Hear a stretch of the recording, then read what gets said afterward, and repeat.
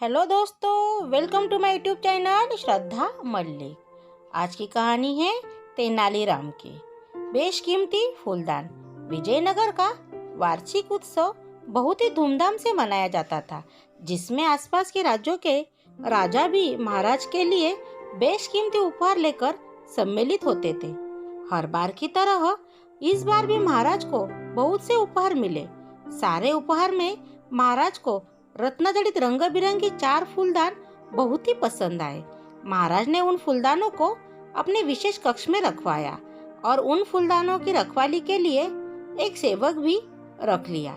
सेवक रमैया बहुत ही ध्यान से उन फूलदानों की रखवाली करता था, क्योंकि उसे ये काम सौंपने से पहले ही बता दिया गया था कि अगर उन फूलदानों कोई भी नुकसान पहुंचा तो उसे अपनी जान से हाथ धोना पड़ेगा।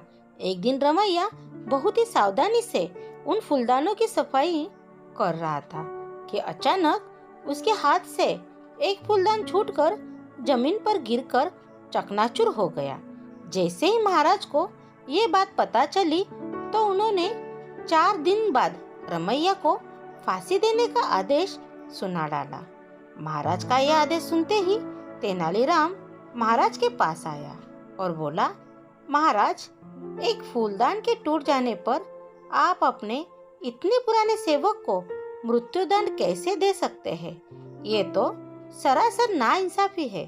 परंतु महाराज उस समय बहुत ही गुस्से में थे, इसलिए उन्होंने तेनालीराम की बात पर विचार करना जरूरी नहीं समझा।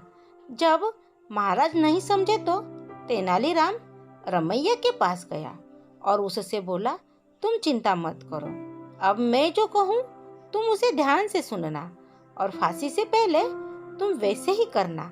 मैं यकीन दिलाता हूँ कि तुम्हें कुछ नहीं होगा। रमैया ने तेनालीराम की सारी बातें बड़े ही ध्यान से सुनी और बोला, मैं ऐसा ही करूँगा। फांसी का दिन आ गया। फांसी के समय महाराज भी वहाँ उपस्थित थे। फांसी देने से पहले रमैया से उसने अंतिम इच्छा पूछी गई। तब रमैया बोला, मैं एक बार बचे हुए 3 फूलदानों को एक बार देखना चाहता हूँ, जिनकी वजह से मुझे फांसी पर लटकाया जा रहा है। रमैया की अंतिम इच्छा के अनुसार महाराज ने उन 3 फूलदानों को लाने का आदेश दिया। अब जैसे ही फूलदान रमैया के सामने आए तो उसने तेनालीराम के कहे अनुसार तीनों फूलदानों को जमीन पर गिराकर तोड़ दिया। रमैया के फूलदान तोड़ते ही महाराज गुस्से से आग बबूला हो गए और चिल्लाकर बोले, ये तुमने क्या किया? आखिर तुमने इन्हें क्यों तोड़ डाला? रमैया बोला, महाराज, आज एक फूलदान टूटा है तो मुझे फांसी दी जा रही है।